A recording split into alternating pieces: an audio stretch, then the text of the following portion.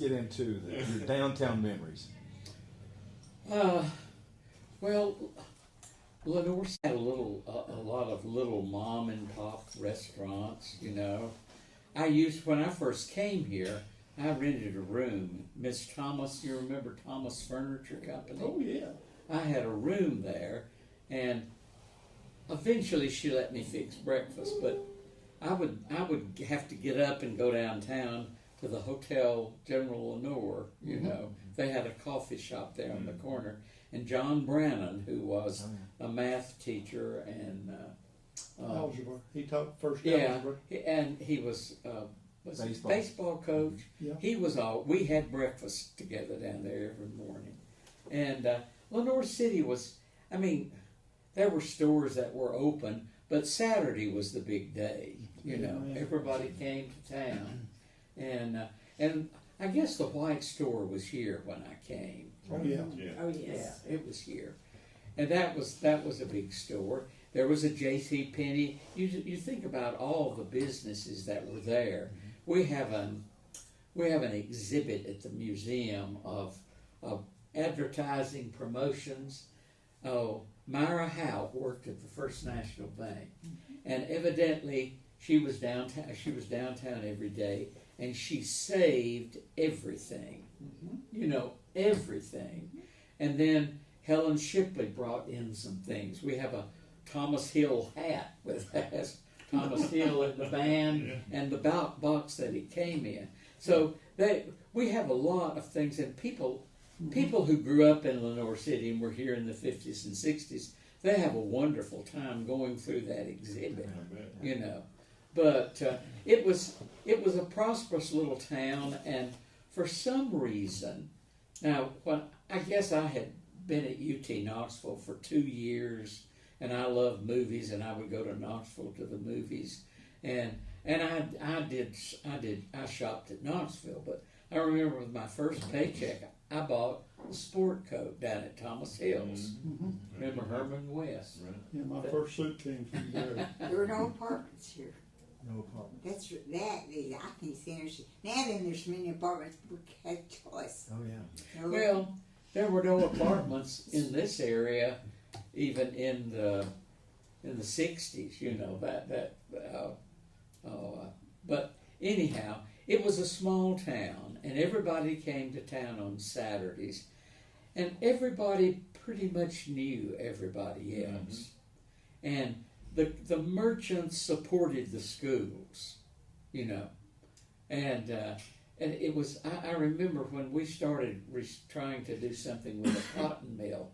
We had a luncheon and invited people, and most of those people, they were, Walmart I think was just coming in, and they didn't have an interest in the downtown, and I think that's the reason the Golden Jubilee was such a big success. That happened the year before I came, but they had a pageant. Oh, I think you were in the pageant over at Civitan Field for a couple of weeks, I think, or maybe at least 1 week. at least one. Okay, and everybody pitched in. They had big parades and really nice floats, and there was a community spirit, and I have seen that sort of, and you have too, fade away because now with the coming of 321 and all those chains, and the kids worked downtown. Some of them worked in. I remember Charlene Stewart worked at Mashburn's Jewelers, and they worked in the downtown stores. But when Farragut began to develop, and all those fast foods, then I began to see the effect on the kids, because they would go up there to work after school, and they'd have to close at night, and sometimes they closed at 10. Well, by the time they cleaned up and got home, it was midnight, and they were exhausted. It changed the complexion of the community, and then with easier access roads, that you could go and come, and of course, kids got more cars. Not everybody had a car. Right. When I was first teaching, and Teen Time was a big event on Friday night. The Pilot Club. Right. Did you ever go to Teen Time? That everybody went. The Pilot Club sponsored, and they had a DJ, and That was held at the memorial. at the Memorial Building. And you know, you were talking about the Memorial Building. We didn't have an auditorium at the high school. No. Now we had a gym, but it was small, Yeah. and so we played all the basketball Mhm. games at the Memorial Building. The backyard sermon and commencement was at the Memorial Building. They had something called class night. All of that was at the Memorial Building. The football games were played over at Civitan Field. That's also the graduation. Ours was. Yeah. No Ours air was. conditioning either. Yeah, over, Our class was so big, we had to You're gonna have- graduation at the football field. there was You're 100. gonna have a back 50-year of this year right here. You're never gonna get here. What you've got to do. But you know, it's Lenoir City became a part of Farragut. And when I was here the first 10, 15 years, it wasn't, you know. Mhm. Yeah. Now I went to Knoxville sometimes to eat out and go to movies, Mhm. but the kids didn't do that. Right. And even late when I started teaching drama, and I would take them to Clarence Brown, there were some kids that I had one boy that came up and said, "Mr. Spence, I didn't know there were things like plays that existed." Right. I mean, well, the class Right. plays, you know. Yeah. And so, Those are good memories. yeah, they are. How about you, Mr. Roberts? What I remember seemed like Joe said, everything was done downtown. You shopped and you ate and everything. But we had a lot of service stations. Had a service station on every corner. Well, that's They true. gave way to banks now. They got banks on every corner. Yeah. But anyway, I lived on Fifth Avenue, and it seemed like every couple of blocks there was a grocery store. Just Yeah. as a grocery store. Little everywhere. neighborhood. Right, groceries, neighborhood grocery yeah. stores, and you put your name on a pad and you paid at the end of the week and stuff like that. It had two And summer they had country food too. Yeah, they did. All farmers Good market food, food, yeah. But we had two pool rooms. I wasn't allowed to go into those like at high school, but Call. yeah, college. Call. It had two movie theaters, gym and Grand, Yeah. and Skating rink. yeah, had a skating rink on Browder Hill, and had a spit and whittle corner. That's where the old guys Mm-hmm. whittled and told tales and stuff like that. Is that what Briar they call Corner the was- jockey lot? Jockey lot. It was over where I guess I think it was. Hawkins over I where the thought it was in the Memorial. parking lot of the Memorial Yeah, Building, or yeah. somewhere Well, around there. Yeah. I Well, remember That was the skate- Whittling park- area. skating. Well, they just stood on sat down their Oh, that'd be curls Oh, yeah. tall on Well, there. earlier, yeah. where Hawkins Mortuary, that had been a livery stable. Yes. Yeah. And if they came to town in horses, in wagons and mules and wagons, or on horseback, they had that lot over there somewhere around the Memorial Building, Yeah. because people started asking me about the jockey lot. I'd never heard of that, but there was a livery stable there, and evidently that was where they first went, and then they moved down to. Oh, they Moore's was, drugstore. Moore's, Had a okay. bench sitting there. The Yeah. women wouldn't come by because they don't want to get spat on. But anyway, I did hear that the reason they built Rock Springs Road, one of the reasons, the mill was down there. But whenever they'd come to town on Saturday, they couldn't get up that Kingston Street, that little climb there. So they Yeah. went around and built that other road to go around and come in about First Well, Avenue. that may be true. And That so may I don't be know true. about that. But Does anybody here remember when the skating rink closed? I bet I'm the only one that remembers skating rink. I don't remember one's there, but I did. Was it under a tent? No, it was a real building written there. Where was it? It was for the Phelps, all Shore Lake. Okay, yeah, I All don't that remember was that. the skating rink. Yeah, I They remember the pulled one that on at Browder every city Hill. we came off. yeah, that's one. And where was it located? It was down there where now they have the park, and Okay. all of that area was a skating rink. It was a big skating rink we had, and there's something from a girl from Musseltown to see that skating rink. Oh, another thing I remember, we had the ice truck it would come by and deliver ice. I You'd have remember this- that. And this is a card, you'd put how many pounds you wanted, hit the guy and chip it off and put it in your ice box for you. But that's, I don't think we had We had like ice switch box. it in, but anyway, we got an ice for the ice box. I Oh, remember yeah. that. And we'd follow that truck around and he'd throw us off some chips or something with it. So, Well, and there at was- that time, kids could eat breakfast and you could go out and play or work. I had to work in the garden, but Yeah. my dad, he'd spade it up in the evening. He would go to work. After we got off school, we better have those clods busted the time he got home so he could spade up some more. Well, see, and Boys. there wasn't any need to go to Knoxville, really and truly, because there was a Western Auto Store Right. here, East of Norwoods. Eastern Norwood. What was the name of the building right next where the old First National Bank was, where we bought our books? Cash and bill. Cash and Bills, you're And right. I don't remember that. You don't? That must have. No, we had free textbooks. Yeah, by yeah. that time. Well, we, Well, by the time you came, Yeah. Cash Ferguson had passed away, and Bill Edwards had gone up to a building that, almost a Muddy Creek. Yes, right before right- you get right to before you Ford get to Ford Road. Road. It was where Hobie Barger's dad That is correct. bought that Bart building and Barger, had his yeah. electrical company. And you could get used books, you know. Yeah. And, I we remember had Yeah, free it was, books. he kinda had a soda jerk place. did didn't great. he? Yes, he Yeah. did, because Fred Yeah. Thomas worked there. Yes, Fort Hank I remember when they moved that part. And your whole room, Cash and we bill. decorate. Well, see, Miss We have, Irene so was our we've got one that nobody else wanted. secretary for Yeah. Irene. But they Well, had, Okay, you Mark. know, they were You're fancy up. windows for us.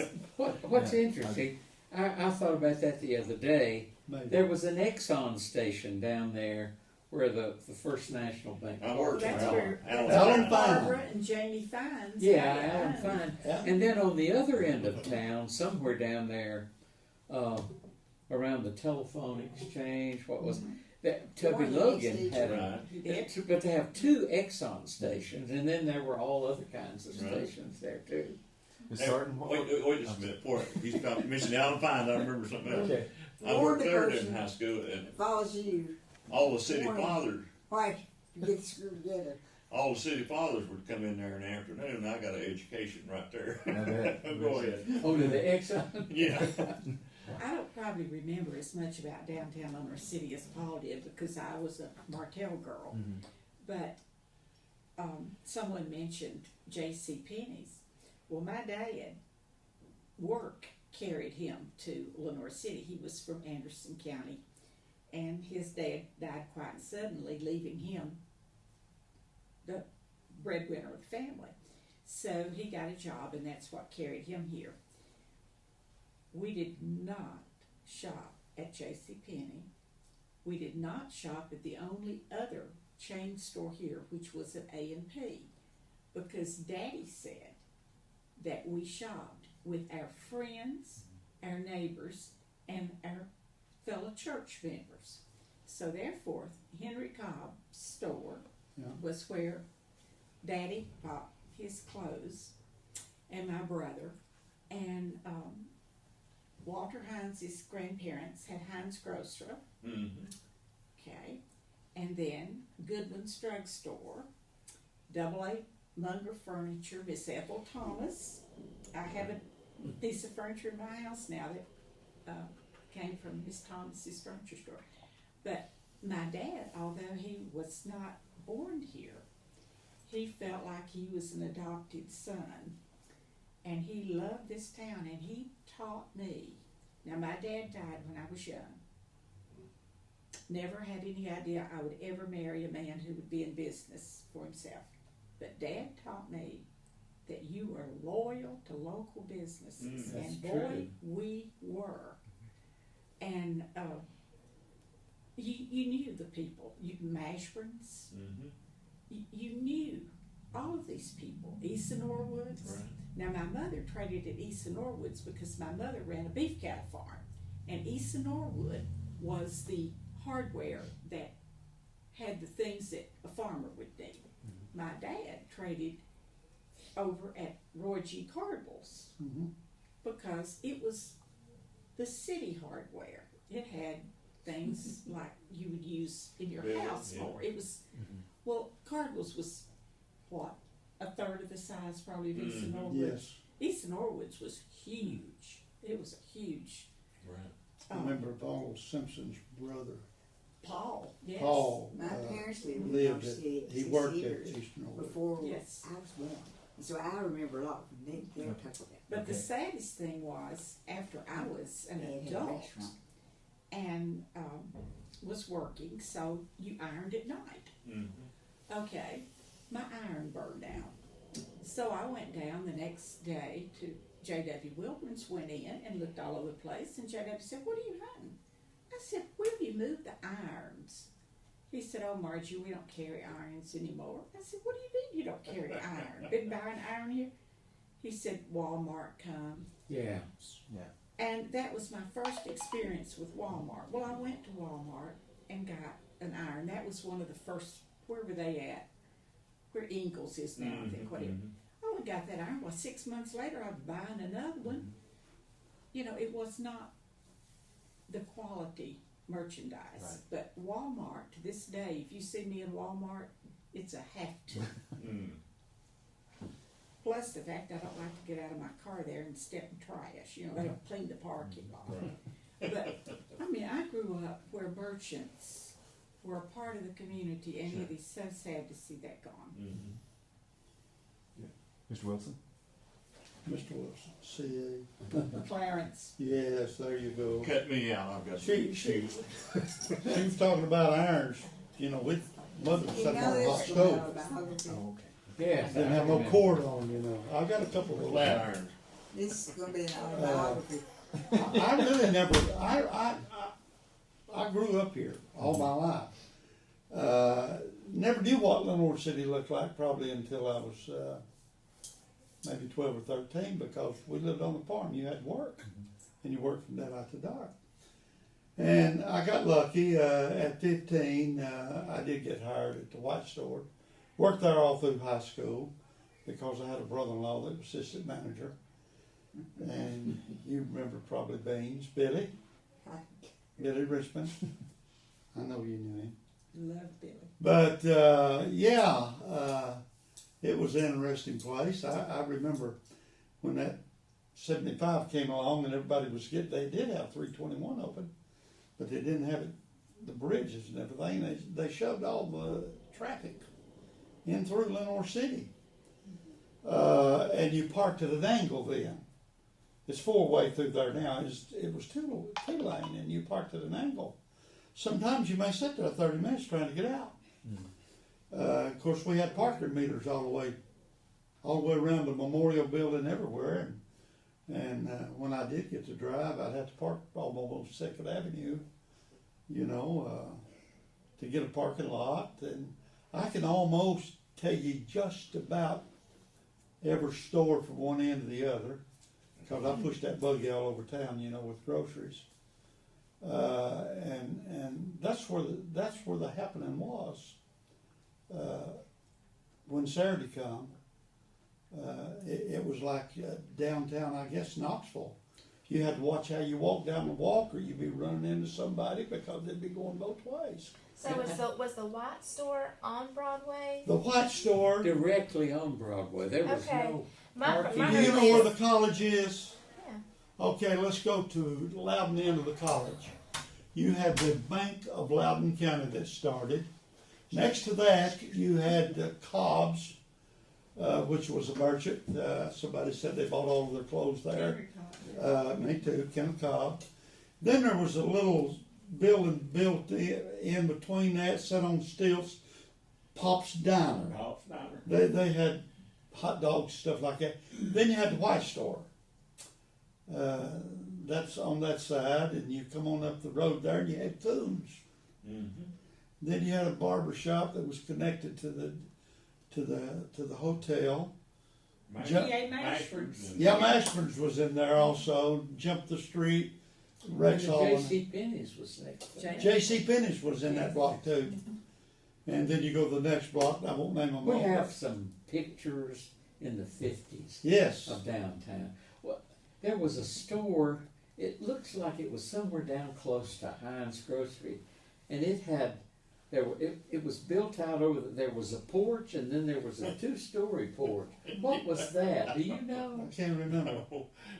I heard, no. We had a Buck and I've seen that Simmons. I've seen that picture, but I do not remember that. We had a Buck and Simmons in there Yeah, that sold that's cool. electrical stuff, and the Tosco's. He was there for a while and then moved Yeah, on down. Right. About these drugstores, one of my favorite memories of the drugstores, we're talking about Rexall, across the street, Ashley's Drug. Mowers before Mowers. Ashley. Huh? It was Mowers before Ashley's. Well, don't take me back that far. Yeah, it was. Yeah, I think I can remember that. Actually, if you're coming up 321 It's on and you come to the first red light there at McDonald's, and if you look next to that red light, it'll say, help me out. Where we at now?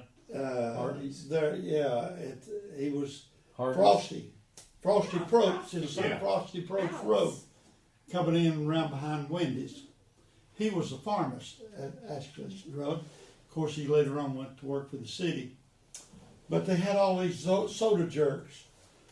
That's before you young people's times, but Well, That- now was Frosty Probst a real pharmacist, oh yes, or did they? Yes. You know, there was a fella in my hometown that was the pharmacist, and he filled prescriptions, but he hadn't been. I think he had a high school education. well now let me go back. He filled prescriptions, whether he had license to do it. I Yeah, can't yeah. answer. But you know they had these little restaurants. You know, you sit down on a stool and they fix all these short things. What I love most, they'd split a hot dog. Mowers did that. Yes, all three of them. Good Oh, ones. yes, good ones did. And they too. split a hot dog and put it on a bun Today. and Really? mash that thing so flat it'd be as thin as a dime. Boy, it's good. And boy, it's a good weather. You'd eat 3 or 4 of them, and I believe they were 10 cents a piece.